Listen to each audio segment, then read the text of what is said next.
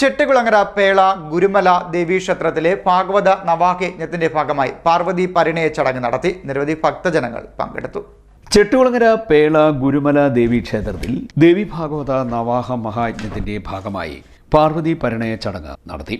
നിരവധി ഭക്തജനങ്ങൾ ചടങ്ങുകളിൽ പങ്കെടുത്തു.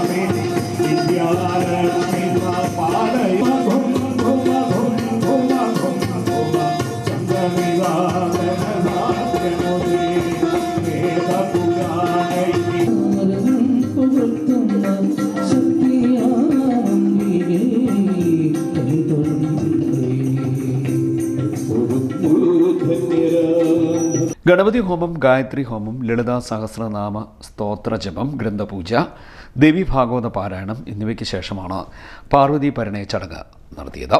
ഇതിനുശേഷം കണ്ണമംഗലം വടക്ക് കൊഴിഞ്ഞനെല്ലൂർ ദേവീക്ഷേത്രത്തിലെ ശാഖഭരി തിരുവാതിര സംഘം തിരുവാതിര അവതരിപ്പിച്ചു.